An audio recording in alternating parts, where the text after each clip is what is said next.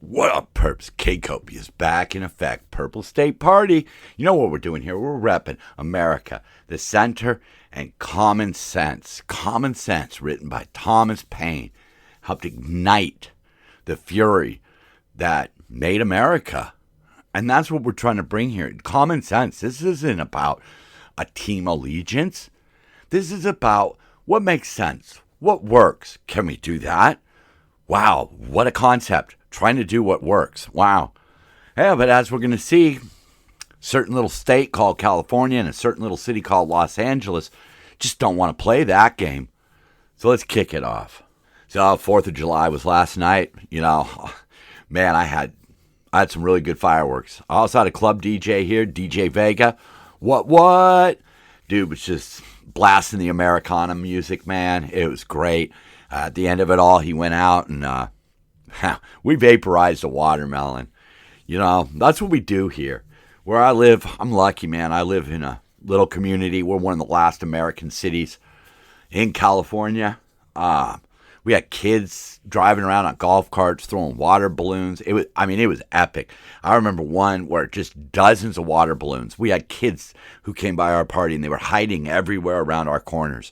And these golf carts would come up and we just envelop them with water balloons. I had my water extinguisher out. Everybody was soaking wet, having just a great time. I mean, wow. Yeah, we had some great stuff this year. I even had a soccer ball. That was a fountain that just really shot out all kinds of sparkles and launched mortars and stuff. And I did it in honor of World Cup because it's been a success. Despite all the naysayers, you know, the United States, Mexico, Canada, we've really shown up as host nations. It's not been without glitches here and there, field conditions, things like that. But people have really seen what America really is. You know, America is this loud, boisterous place where, we'll just chug ranch dressing. You know, a Japanese fan was commenting on how his mind was blown by, he went to a Mexican restaurant and he got free chips and salsa. And he didn't understand how he was getting a gift and he hadn't even paid yet. He hadn't even ordered yet. And they kept bringing him baskets of chips and he kept eating them because it would be rude to, reject the gift. And, the people in the comment section of his post were like, yeah, you fill up on the chips and then you take the entree home and you got dinner for a couple of days. Because this is America and by extension, Canada and Mexico. I never thought I would say this, but, Canada, Mexico, the United States, we're familia. We're family. We're soccer fans. We're family. And that's, I think, what is missing the most right now in our society. We are Americans. We are a family. And we are acting like we are two opposing teams. And both teams have really fucked up ideas. And they run with these fucked up ideas. And people just keep voting for them because, that's my party. That's what got us into these messes. That's what makes such a mess of this country sometimes. It's the fact that we're so wedded to one side. And I found this great article. It's by this guy, Clive Pinter. And he does I'm looking for it right now. Sorry. Wow, where did it go? He's an Englishman, and he was writing about California. He hosts a podcast, In Search of Sanity. And he's here on a green card living in California. And he wrote this opinion piece in the San Luis Obispo Tribune. 250 years ago today, a rabble of colonists signed a document declaring that when a government turns against the people it was created to serve, the people have the right to alter or abolish it. Yeah, the right to alter or abolish it. That's where we're at right now. We are being taxed here in California especially. We are being taxed as heavily as we can be taxed. And we get no representation. These leaders, as we're going to delve into it more as we go on, they don't give a shit about us. But it is our duty. We need to replace these people. This isn't like the writer here, Clive. He's not a Democrat or a Republican. He doesn't vote in U.S. elections. He's here on a green card.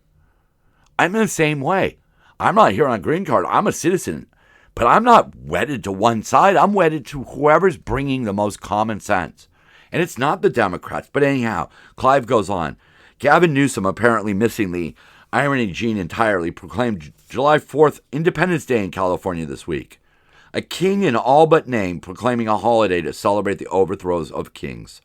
Even Marie Antoinette knew better than to hand out cake at the barricades. Yeah? He goes on to say, I write this not as a Republican nor as a Democrat, but as a subject of England and a guest of California, which is roughly the position Benjamin Franklin held in London before the crown branded him a traitor and he fled for home. I've spent years watching California's one-party court govern like the very monarch the founders fled. Yeah.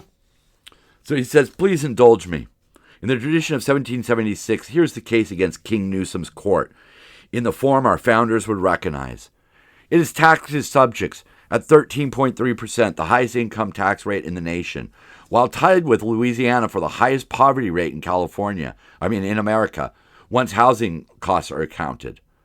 Imposed by the bureaucratic decree, a tax on energy. In California, energy is roughly 33 cents a kilowatt, while the national average is 18 cents. Our gas prices are the highest in the nation. Presided over a homeless crisis of we have 187,000 homeless people here. That is a quarter, 1/4 of the nation's total, despite spending $24 billion in the last 8 years. Health, wealth, and opportunity split along the same fault line. Nearly 6 years of life separate rich and poor Californians, one of the widest gaps between rich and poor of any state in the union. Public schools trail the nation in every subjected test, while pupil costs rose by 102%. Meanwhile, they spent $128 billion on a bullet train to nowhere, while no major reservoir has been built since 1980. Yeah, see? That's the problem we have here. Great. Oh, we're going to have a bullet train, save energy, green energy, and everybody goes, rah, rah, rah, the Democrats. But meanwhile, we need water. We haven't built a reservoir since 1980. This is what happens when you have the one party. He goes on to say, then when the map itself threatened a court's grip on power, Gavin Newsom did not seek the people's consent. He rewrote the districts through Prop 50 and called it reform. Representation redrawn by decree rather than consent. Yeah, he let people vote on it, but it was already a done deal. They were going to do it anyhow. He just got his one-party sycophants to vote for it. That's all he did. If this was Boston in 1773, we would call the toll on our wallets a tea tax. If it was 1765, we would call the state's fees, surcharges, and mandates a stamp act. Sacramento calls it reform. And their people buy it. Oh, look, we're reformists. We're progressive. No, what you are is kings and dictators. He goes on to say, none of this is one man's fault. It's systemic. And it is. The Democrats have the power. They rewrite things. The unions back it. And things just keep going on like they have been. He continues, every argument in 1776 came down to a core ideal. Liberty against coercion. A government that taxes without consent, regulates without limits, and treats dissent as heresy has crossed from governing to coercing. Let's be clear about what gives this court its confidence. Not competence, not consent freely renewed by genuine contest, but inertia, incumbency, and ballot access rules written to protect the incumbents who wrote them. They have no more divine right to rule California in 2026 than George III did to rule Massachusetts in 1776. Ben Franklin, when asked what the founders had produced, answered, a republic, if you can keep it. California has not kept it. You swapped a hereditary king for an elected one, then made the throne permanent by strangling every rival at the ballot box with rules written by the incumbents they protect. Very difficult to get on the ballot. Very difficult to get any traction. What we need is a constitutional Congress, a gathering of independent minds drafting their own Declaration of Independence from one-party rule, then writing a sequel to Thomas Paine's bestseller, Common Sense. A subversive manifesto for the common reader rather than the Sacramento insider. If California's Court of Kings will not reform itself, the people, as they did 250 years ago, have both the right and the duty to throw the bums out. It falls to an Englishman to say all of this. Ironic, since the last time my countrymen tried to stop American independence, it went rather badly for us. Happy Independence Day, California. Now let's actually have one. Yeah. And that, lots of people will defend California. And there are great things about California. I've lived here all my life. Great things about California. But they have nothing to do with the government, local or state. Okay? There are some good things about California that does have a little to do with the government. We are one of the more friendlier places to the so-called outcasts, right? We have weed. That's great. Women can have an abortion. Wonderful. But a lot of the so-called good has turned into a failure. And we're going to look at that in just a second. So 10 days ago, the LA City Council voted to start moving non-citizen voting towards the ballot. This week, the council ran from it unanimously. What happened in between? The proposal had to be written down. Supporters say critics were overreacting. This was just the beginning of a conversation, they argued. The details would come later. Well, the details came. And they returned with the actual language needed to move the measure forward, and that's when the wheels came off the bus. They pulled it. This is how bad policy gets laundered through City Hall. Politicians vote for a vague concept wrapped in moral language. They tell voters not to worry because the details will be worked out later. Then, once the authority has been granted, the real policy is written by the same politicians and activists who avoided spelling it out before the election. That's what we do. They count on the Democrats to vote for anything the Democrats propose. They want us to continue to write blank checks as they destroy the fabric of California. That is not hyperbole. That is what's happening in lots of places around California. Maybe not your little suburb, but it's certainly happening in other places. They pass these laws, they pass these initiatives, and even when the initiative goes bad, they just double down on it because who's going to stand up to them? If we don't start standing up to these people, they are going to ruin lives for a lot of people. Meanwhile, the king, Newsom, touts a balanced budget. Yeah. So he's saying he balanced the budget, but what he really, like they say in this article here, it's technically balanced, but the math relies heavily on reserves, delayed obligations, and targeted tax increases as long-term cost pressures continue to outpace revenue. Yeah. So you know what he's going to do? He's going to put off paying things. He's certainly going to put off paying back the money that he owes the federal government. He's counting taxes that have not been collected or even calculated yet. And he's borrowing money. Isn't that really great? He's going to have a new tax on AI, tax on software. Meanwhile, COVID, I love this statement. COVID forced the state to borrow about $20 billion from the federal government to cover unemployment benefits. Oh, well, aren't we the fourth largest economy? The loan remains largely outstanding. Yeah. Our interest rates went up from 1 point something to 2 point something. They've had to increase federal payroll taxes on employers, which means now they take a hit. They need to pass it along to the consumer because they don't want to pay it back. He's playing funny money with the budget. And then he goes, oh, well, look at me. I balanced it. No, you didn't. You're not paying what you owe at all. And this just came out. California schools in hell as Gavin Newsom drops catastrophic cuts for classes already on life support.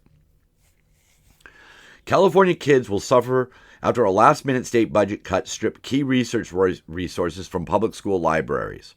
Yeah, what was that? Well, they erased $5.5 million from a program called Compass.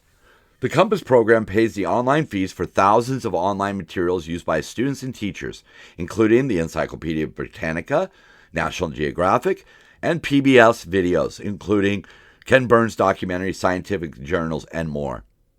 Yeah. So there's how he clawed back $5 million. Cut off online resources for schools. Wow. That's awesome. That's awesome. Compass was available free to all schools in California. Schools would spend more than $216 million annually if they were to subscribe individually to all the materials available on the program. And he just cut it. The one thing kids need, online resources, and he cuts that to balance his budget. Do you think he's cutting the money for the bullet train? Well, he could cut the funding for the bullet train and pay for Compass for 10, 100 years. I'm not really good at math, but whatever. Oh, and then here's some more money going down a rat hole. California to launch a $3,500 instant EV rebate to replace defunded federal tax credits. Seriously? We're going to subsidize electric vehicles again.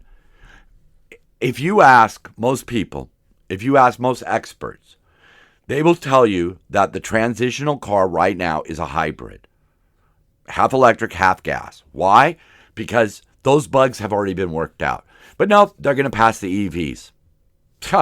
This is not wonderful. We're going to give people who want to buy an electric vehicle $3,500, and we're still going to fund the bullet train. But not Compass, not things that are actually needed. No. And then we recently had an election. And believe it or not, it took about a month to count the ballots. And when you say, wow, that's too long, that makes people suspicious. They go, oh no, but it's about accessibility. It's about making sure that minorities can vote. Well, state data and experts who study voting trends suggest that these efforts have made no significant improvement in participation. Wow. So all these mail-in ballots, all of these whiffs of fraud and corruption and things like that, and we still haven't gotten more people to vote? The numbers are still down?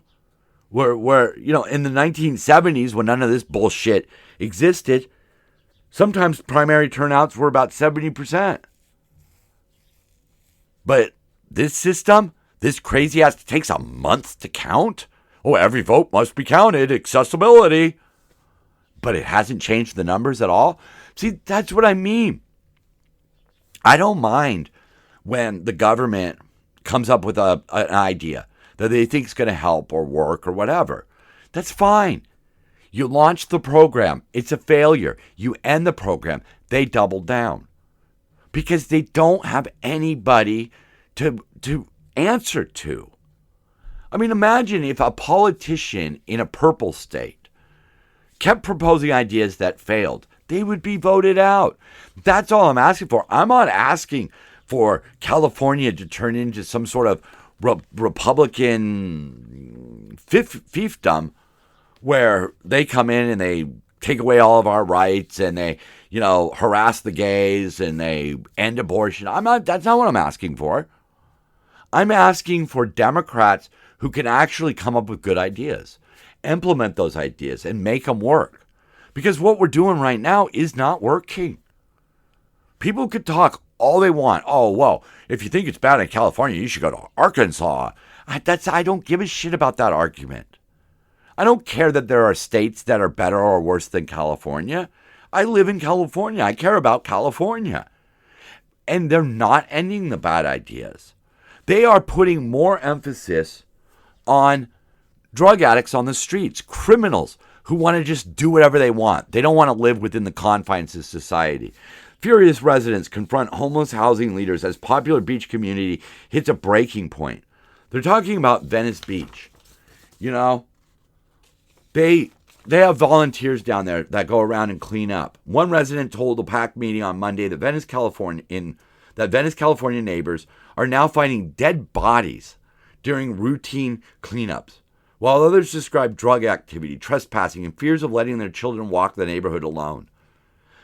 The heated community meeting centered on the Journey program and Safe Place for Youth, two supportive housing facilities on Lincoln Boulevard that neighbors blame for a sharp decline in safety and quality of life since opening roughly 18 months ago. They have let the homeless, the street urchins, the drug addicts just take over neighborhoods all across California. Meanwhile, handing out free drug supplies. Meanwhile, changing laws and not enforcing laws. This is the point we are at right now in California, where the California politicians operate in a one-party rule, so we can't vote them out. The city councils are in the same exact bed. They can't be voted out. It's just exchanging one wild Democrat for another wild Democrat.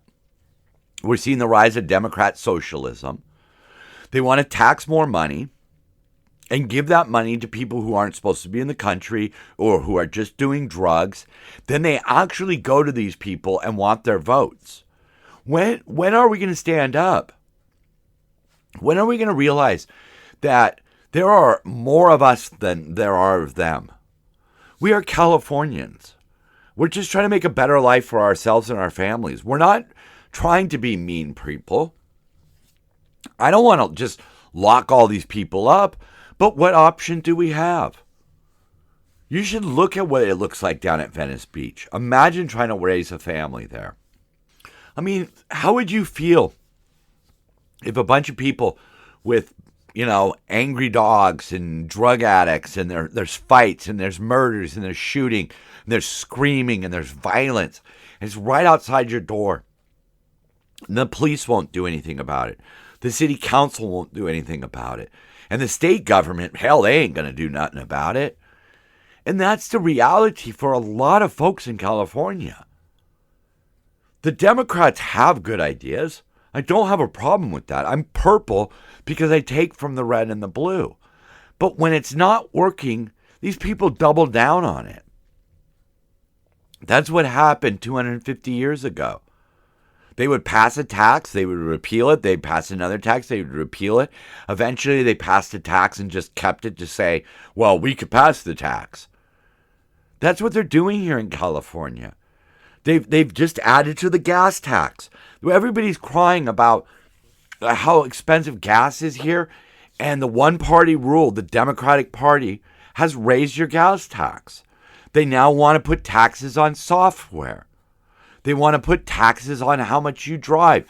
Tax, tax, tax, tax, tax. And then when they get the money, they fucking blow it.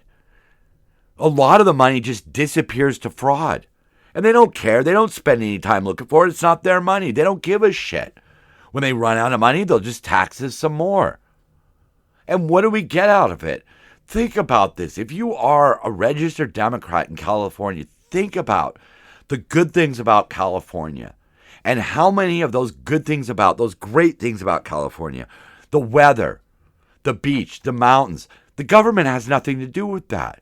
Where I live, I had a hell of a party last night. People from all around came by to enjoy the music and the fireworks and the water balloon fights.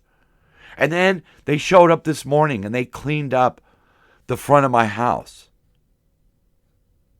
They didn't do that because the state of California told them to do it. They did it because that's who they are. That's who we all are.